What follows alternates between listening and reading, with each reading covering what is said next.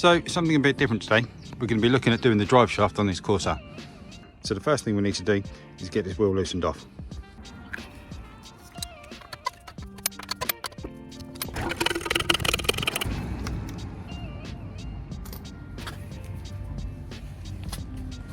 Okay, so with the car up in the air and the wheel now off, we can see a little bit more of what we need to get to. So the first thing that we need to do, realistically, I've just loosened this plastic cover off. Behind here is loosen off this hub nut. So there's two ways of doing this. Either way, what we need to do is take out these indents. So we're going to get a screwdriver in here and just kind of pry them out in a minute. Either way, you need to do that. There's two ways that we can realistically remove and loosen this hub nut. One is do it with the car up in the air. If we've got an impact gun, we can do it that way. It'll probably be safe enough. Maybe might need a breaker bar as well. Or the second way is to put the wheel back on, take the middle cap, the centre cap off of the wheel, put that back on, put the car back down on the ground, and then we can use a breaker bar through where the centre cap goes to remove that. And that's what we're going to be doing today. But the first thing we need to do, obviously, is just take out these things. So I've just got an old screwdriver and a hammer, and all we're going to do is just basically get the driver in there. It's just big enough to fit inside this this recess. You can see that there. So,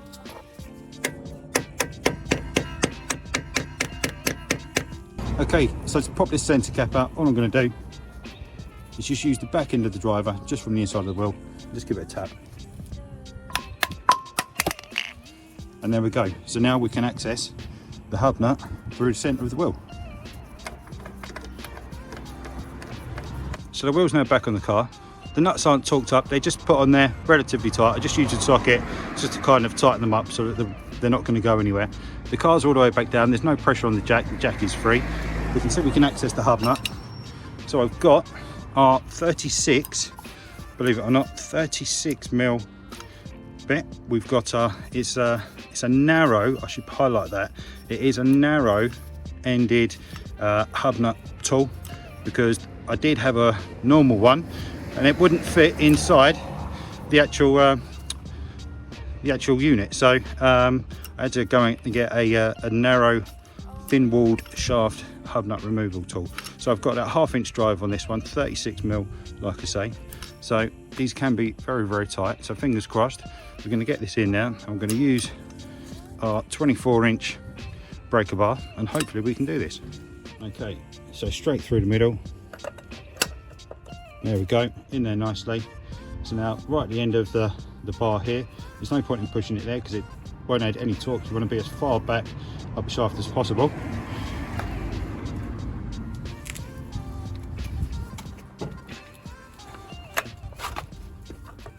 There we go, that wasn't too bad at all actually. That came off very easily. Okay, so with that hub nut now loosened, what we can do is get the car back up in the air. Obviously we've got the jack in place, we'll get the jack up, we'll get the axle stands on, and we'll get the wheel back off. Okay, brilliant. So now the car's back up in the air, the wheel's off. You can see we've got the axle stand in there. The trolley jack's still there as well, there's no pressure on that, it's all on the axle stand. We've got the wheel under there for extra safety as well, in case it should all give way. We've got the chocks on the wheel, so it's not going anywhere. So we're working safe. So people do this one of two ways to remove the drive shaft out of the hub. One is removing the ball joint from the bottom of the control arm, which can be quite problematic if it's not been away or off of it for some length of time. There'll be a bit of corrosion and quite often you can end up having a fight. Or the other way is to remove the hub from the shock itself. So we're going to do that today, remove the hub from the shock. So I'm going to get some WD on here, and just while that's soaking in, what we're going to do is just loosen this hub nut all the way off.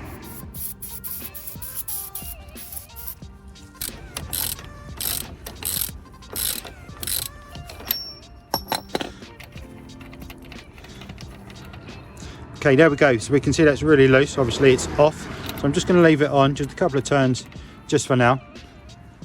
Okay, so to gain a little bit more access to these nuts and bolts, which are 18s, what I'm going to do is just remove this kind of ABS sensor line. Just get that out of the way. And then also the brake line, the brake hose.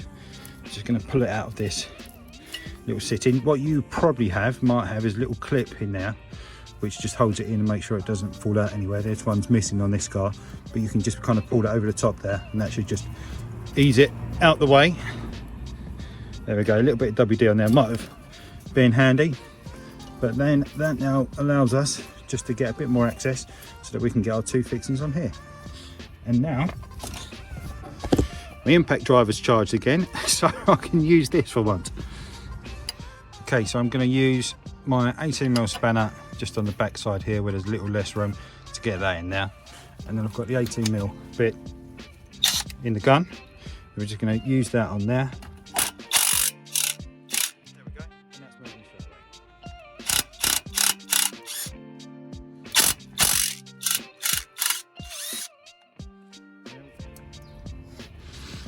And then just before I take this all the way out, what I'm going to do is just turn the wheel so that we've got a bit of angle on this, so that when we come to kind of push the drive shaft out, we've actually got a bit of angle so that it can fold and come out. Great. So there we go. So now with the wheel turned, what I've done is chosen to obviously turn it so that it's this way. So if the steering wheel's all the way to the left, that gives us all this lovely room to kind of bring it out this side when it comes out. You can see I've also put a bit of WD just on the front here. So let's finish taking these bolts out.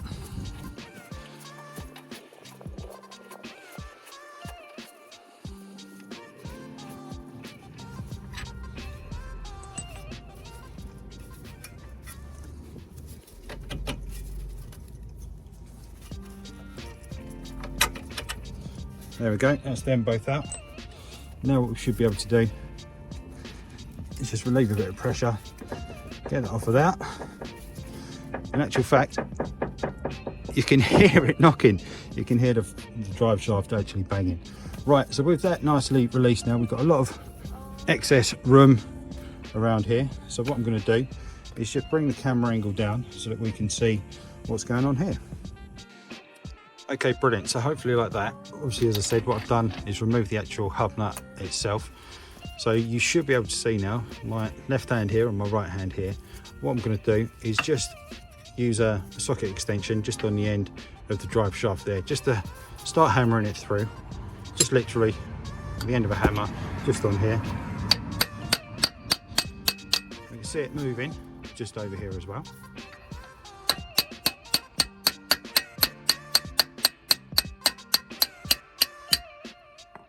Okay, so that's coming away nicely. So, I'm not sure if I can do the rest by hand. It's probably going to take a little bit of banging, so I'm just going to move the camera out of the way and just put it around the back, just to give me a bit more room.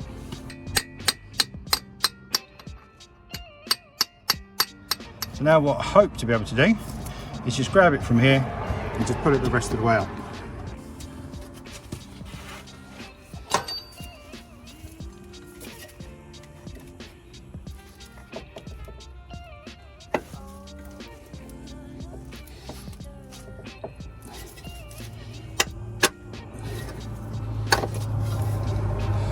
Okay, there we go.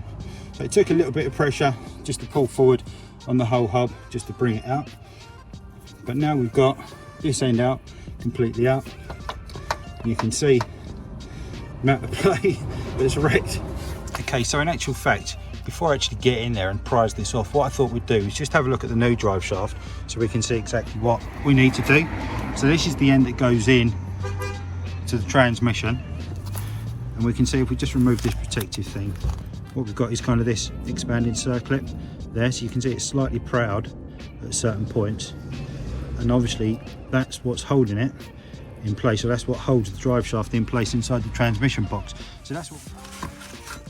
Okay, so here we are now pretty much underneath the front of the car, which is why we need to make sure we're working safely. So we've got the drive shaft here, obviously the wheel is this end just there, and this is where it goes in to the transmission. So up here is where we need to try and prise it off. We might be able to just pull it out, but you can see how worn it is. So if we did that, it may just pull on the rubber and just split anyway. I'll give it a quick go, but it doesn't feel like it wanted to come. So what I'm going to do is just get the crowbar on here and just give it a little pry.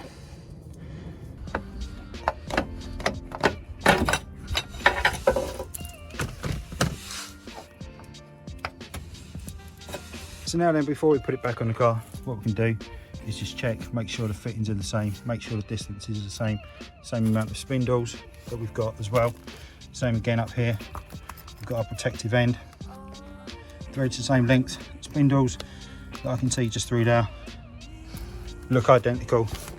So there we go. So we've got our nice new one, our old worn one. So let's get the new one back in. We're going to start with this end, which is okay. So the sun's right behind me at the minute, which is nice for me because it allows me to see stuff, but hopefully it's not compromising the view too much for you watching.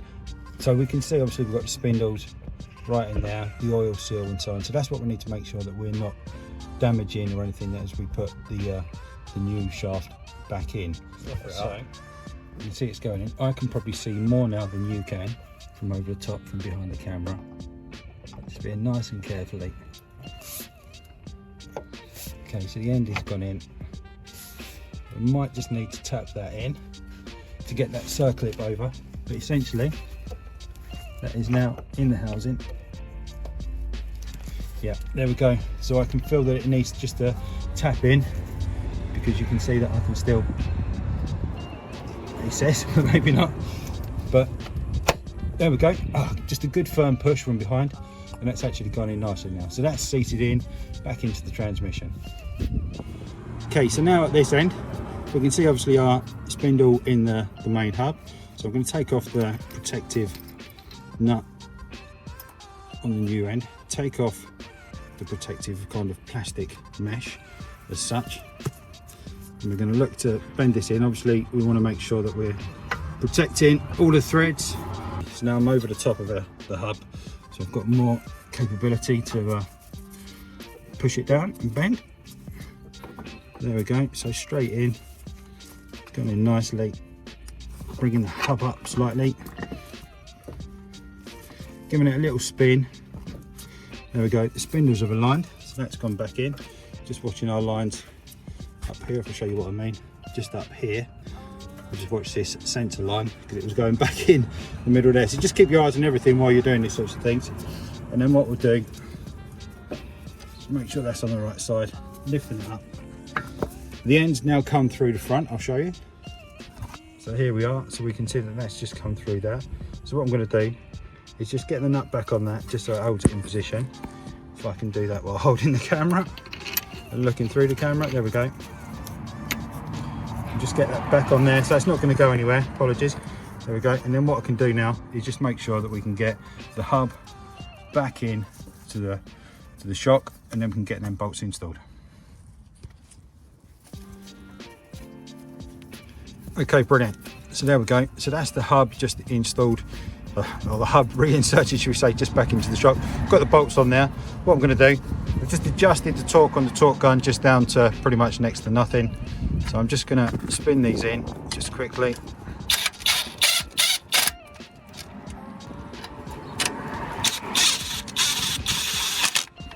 Okay, there we go.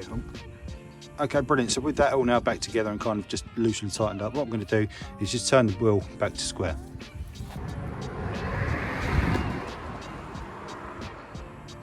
Okay, and then what I'm going to do now as well is just tighten up this hub nut, not all the way, just enough so that it's on there firmly, so that we can then torque it up in a moment.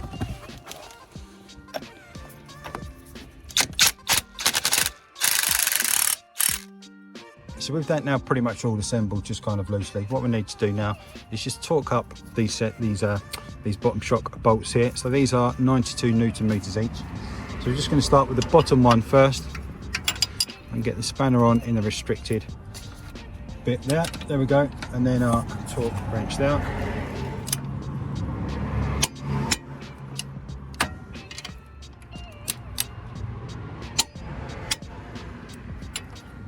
Now we can just refit these hoses. Now we just pop that one brake line back in there. There we go. And if you had a little clip on there that I said about, obviously just put that back on. And this sensor line, let's get that back in there as well. It's nice, make sure it's not snagged on anything. Okay, and then one of the last things that we need to do is just torque this up to 169 Newton meters. If we try torquing it up now, what's going to happen is it's just going to start spinning. So we can either do the trick of kind of putting a screwdriver in the middle of the vented disc to stop it from spinning, or what we can do is drop the car down on the floor and do it safely. So that's what we're going to do now. Okay, so there we go. We can see the car's now back on the ground. The axle stand is out. There's no pressure on the trolley jack as well. That's not touching the car. So obviously with the centre cap still off, we've got our 36mm piece and that set to 169 Newton meters. Let's get this taut just to check. There we go, lovely. And obviously what we could do is just put the centre cap on and be done. But what we can't forget is that we just need to knock these kind of dinks back in to these divots to make sure that it's not going to go anywhere. So we're just going to quickly whip the wheel off and I'll knock them in again.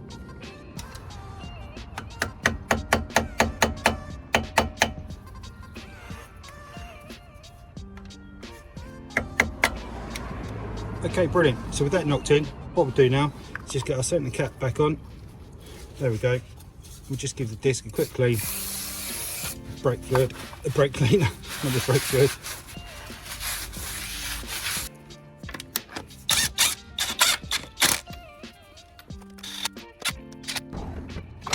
And then we can just torque these nuts.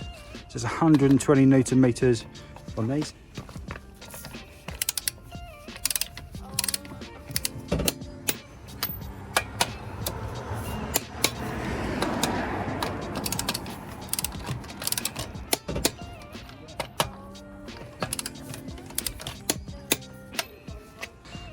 And then obviously don't forget our cap.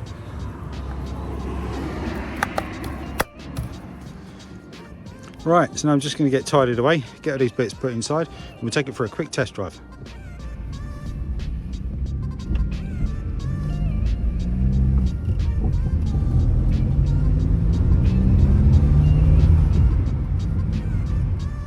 Okay, brilliant. So there we go, nice successful test drive, no issues at all. Got rid of that knock in. I'm really happy with it. So a nice job done. So if you've enjoyed the video, remember to give us a like. Remember to hit subscribe coming up here now as well. Thanks very much for watching. Really do appreciate you taking the time, and I'll see you in the next one. Cheers.